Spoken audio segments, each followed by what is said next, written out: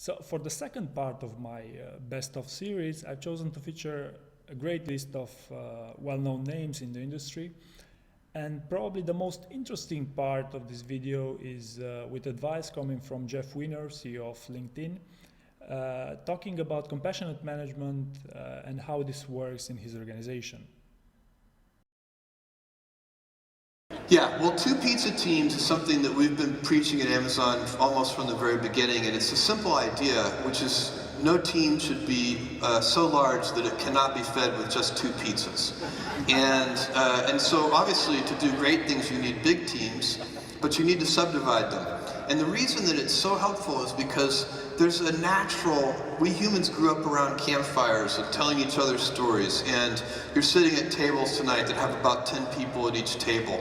10 people, maybe 12 people, is the perfect size to have a natural human coordination without a lot of structure. And if you want to have a big group of 100 people or 500 people organized, you have to have a lot of structure to make that work. And so if you can arrange to do big things with a multitude of small teams, and that takes a lot of effort to organize that way, but if you can figure that out, the communication on those small teams will be very natural and easy. And then 6-page memos in lieu of PowerPoints. Many, many years ago now, we outlawed PowerPoint presentations at Amazon, which was probably the smartest thing we ever did. Starting a company as an entrepreneur is in many ways much, much easier than coming back and trying transforming something in the middle of a crisis. However, this has been the most gratifying experience of my career. It's very hard when you are the leader of an organization and you're trying to create a vision, hope, and aspiration. And then the human behavior is we all have fear of failure. And there's no doubt that I had to summon every ounce of conviction and determination to do this. But I think there's another piece to the puzzle. I mean, did you ever doubt? I wouldn't say I had my doubts, but I never doubted we could do it. But I need to explain something, is you can't do something like this alone. You've got to surround yourself with people who have like-minded values and believe. Now, when I returned, I had 11 direct reports. And the first week I came back, I stood up to the entire company and I apologized for the position we were in and the fact that we had let people down. And then I had a meeting with these 11 people. And I said something to them that is, this is going to be a monumental climb. And this is not for everyone. And you've got to ask yourself privately whether or not you're up for this, whether you believe in our capabilities and believe in me. And if you don't, if you really don't, then let's just have a private conversation, because it'll be much easier if you come to me than if I come to you. 6 months later, I replaced 9 of the 11. Oh my God. Now, not because I'm a mean-spirited person, but how many of those came to you? None.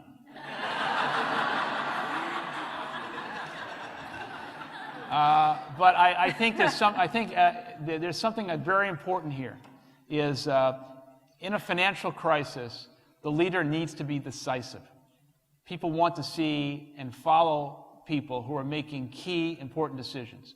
There's no more important decision than the people who are leading the organization. And I didn't ask these people to leave because they were bad people, they didn't have the capability. But they did not believe that we were going to be able to do this. And they had lost their understanding of what the company stood for. And we now have the strongest leadership team in the history of Starbucks because we have like-minded people who believe in our purpose and believe in building a company with a conscience and understanding what it means to build a company through the lens of humanity. They also believe that we've got capabilities now that we've never had before to do something really historic. But this isn't about one person.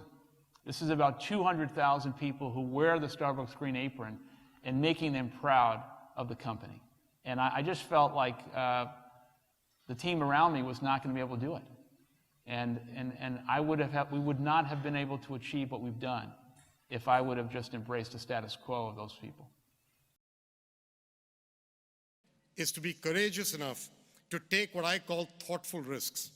Rarely are you going to have perfect information in the careers that you're all going to go to.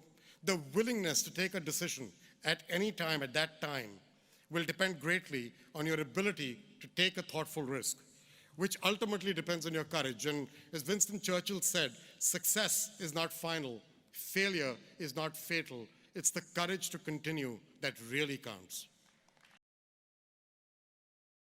You're going to have to be, flexible and nimble in your life. That's the characteristic you want to get. It's not important whether you know what the product is of the du jour, or what's hot and what's not, or how to execute this particular thing. You need to learn business, and you need to learn how to question and have an open mind. You need to know the process of thinking about things. You notice how people can go around and be an investor in this industry, turn around and without doing anything, be a great investor in another industry, or some CEO who one day is running Ford Motor Company, then can run Boeing or different industries, because it's not, the most important thing is not the particular characteristics of the particular industry or thing. It's how to be a good CEO, just like it's how to have presentation skills, how to be a good manager, how to be a good subordinate, how to be a good partner, how to use people, how to be usable by people, and those are the things that you have to learn. Now, you can only learn it. You can't learn it abstractly, and you can't really learn it in school. You have to learn it by doing, but you have to take those lessons and extrapolate it. So, the things that I did in the markets, the markets that, and the context of even in investment banking and advisory, those are entirely different things 30 years ago than they are today. They're different 5 years ago than they are today. So everything is, we talk about time of great change. Yeah, okay, every time is a time of great change. And I will tell you, and the technology is driving it, and you don't know, everybody always remembers getting it right when they thought forward, because you always after acquired information always affects your views. You don't remember what you used to think. And so that's just the nature of things. And the people who'll be successful in their lives are the people who are the most flexible, who can absorb the most, who are open to learn, who are coachable, who are not too proud to, dig in to new things. And then the third topic is related to the integration of life and work. And I think that's a personal issue, and it's different for all of us. Some of us get energy from work. Some of us need to get away a little bit to recharge our batteries. Some combination that's probably true for all of us. Shelley and I are about to become empty nesters. Our youngest son is going to go to college in the fall, and I'm going to start crying if I talk about it very much. But it reminds me of this moment in time a few years ago where one of our officers, happened to be a guy, pulled me aside. He was about to retire from the company and was leaving. And one of the things he said to me was, Doug, my sons are grown and gone. And I missed it. I was working so hard that I didn't take advantage of the opportunity to be there when my sons needed me to be there. Don't make that mistake. And as our children are getting ready to go to school, I can confidently tell you, I don't think I did. I don't think I missed it. I was there. I was there for the events. I was there to listen. We have a great relationship, and I'm really proud of that. Well, if I can do it, you guys can do it. And I don't care whether you're male or female. You can figure out what your solution is, and we want you to. Figure out how to make it work. You've got the freedom to do that. And if you've got a knucklehead supervisor that doesn't get it, talk to me about it. Because we've got some of them that are in that situation. Like any entrepreneur, when you start a business, you start to worry, and people around you worry much more than you do. When I started Alibaba, my parents worry, my wife worry, my friends worry, my teachers worry, my students worry, everybody worry. And they worry about a lot of things. The only thing that I worry is that I should not disappoint the people who believe in me. And when we started the Alibaba, we have a lot of things people worry. Well, when we started Alibaba, say, hey, you don't have a payment. You don't have a trust. People do not believe in online. They believe in face-to-face meeting.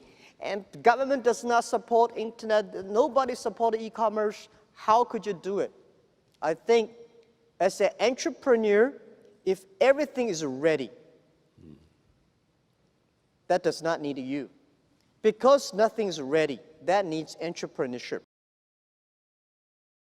We have a program called the Purple Ribbon Program, so any manager can apply for financial assistance to an individual who's in extreme need. We did it for our folks in Haiti. We did it for our folks in Sichuan, China. We did it for people that were in Tuscaloosa, Alabama in the horrible tornado and so forth.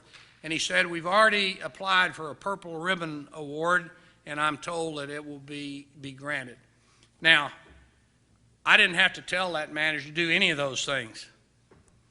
I would have told him to do every one of them or something similar to it had they not been done, but I have to tell you it was one of the proudest moments in recent history for me because that PSP philosophy was alive and well, and it was being run by the first line manager in FedEx Express, Ithaca, New York, and the chairman of the board didn't have to do anything but sit back and call Timothy Baroni and tell him that we were so desperately sorry about his son. Now, the reason that I shouldn't have been surprised is because we put a tremendous amount of emphasis on leadership training in FedEx. And I can tell you that we don't call our manager school a management university or some of the other names that are used in corporate America. We call it the Leadership Institute. And the reason we call it the Leadership Institute is because in the service business, if you're not capable of providing good first-line leadership, you will not be successful in meeting those expectations of the customers, particularly if you're in the type of high expectation service business than we are. We say in our engineering, primarily engineering, although it sometimes involves folks from the marketing side as well, is that people fall into three categories. There are arrow shooters, there are scouts, and there are road builders. An arrow shooter is a person who has an idea. He says, I think that would be really cool. And he can sort of conjecture what the idea is, and he knows that what he wants to do is shoot the arrow and have it land out there in the jungle somewhere. But he can't quite figure out how to pull it together. So he begins to work with a couple of scouts. And scouts are really good at tracking through the jungle and proving that they can find out where the arrow landed. They don't pay a lot of attention to all the niceties and simplicities of things that may not always work reliably, but they can get there very fast. And once they've done that, they can demonstrate to people whether or not the idea has merit, because it's good enough to do that. And then we as a company make a decision that's something we want to put out in the marketplace. Then we bring in the road builders. The road builders don't shoot arrows. They don't do things very fast, they do them very reliably. And they build a highway from where that arrow was shot to where the arrow landed. Now the truth is that every person can at one point in their working career be an arrow shooter, a scout, or a road builder. What you can never let happen is have somebody think they're an arrow shooter when they're being supposed to be a road builder and all the other variations on that. And that's what management and leadership in the company has to do.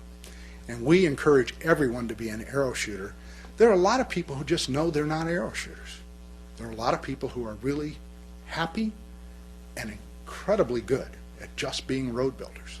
They know how to take the well-defined idea and make it, faster, better, more reliable than anybody else, and that's where they get their pride. And as long as everybody's happy with that, they all get rewarded the same way. You don't get paid more just because you're an arrow shooter, or you don't get paid less if you're, quote, just a road builder. And they all have high respect in the company. At a very high level, in terms of our vision, our purpose, I think there's alignment. Then in terms of the day-to-day, you have to reinforce it. It's not enough to just state it as a vision. Frankly, it's not enough to even have it as your value proposition. For us, it's practiced through our culture and through our values. And we take our culture and values very seriously, so much so we've codified them. They were part of the filing when we went public. But we evaluate our team. We evaluate the performance of our managers, of every individual at the company, in part by virtue of the way they lead. And the way we define leadership is not only the ability to inspire others to achieve shared objectives, but the extent to which they walk the walk on our culture and values. And two elements of our values that are very germane to this are, one, relationships matter.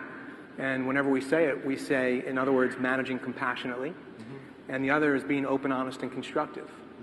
You can be open and honest and not constructive. And a big part of that is, again, practicing compassion. And we walk that walk. It's not enough to just say those are our values or put them up on posters around the office or create those little laminated cards or the mouse pads. And no offense to any company that does that. But at the end of the day, it's not about talking the talk. It's about walking the walk. And had you asked me about culture and values and their importance to an organization 6, 7 years ago, I would have rolled my eyes. It was the same thing you were talking about earlier, which is why people don't typically talk about compassion. It's like, whatever, let's just get back to work. Let's just make the next sale, right? The world certainly places a lot of attention on these founding moments, but in fact, you don't really need to start a company to have founding moments. You don't need to start a company to actually take the company in a completely different direction. And a lot of emphasis is also placed on the word entrepreneur, someone who is thought to start something new. But if you look at the definition of entrepreneur, it's actually someone who just takes significant financial risk in order to create something in the world. It doesn't say you need to start a company. It doesn't say you need to be a CEO. It doesn't say that you need to build a business. It says you need to take significant risk to build something new. And the quote that kind of captures the way that I've always thought about building that picture that I want to see in the world is by Steve McQueen. This is him in San Francisco. He only had one really good quote that's worth remembering or mentioning. But is, when I believe in something, I fight like hell for it. So when I believe in something, I fight like hell for it. And that has been my life. I've had a picture of what I wanted to see in the world, and I did whatever it took to make sure that it succeeded, to make sure that it thrived in the case of both companies.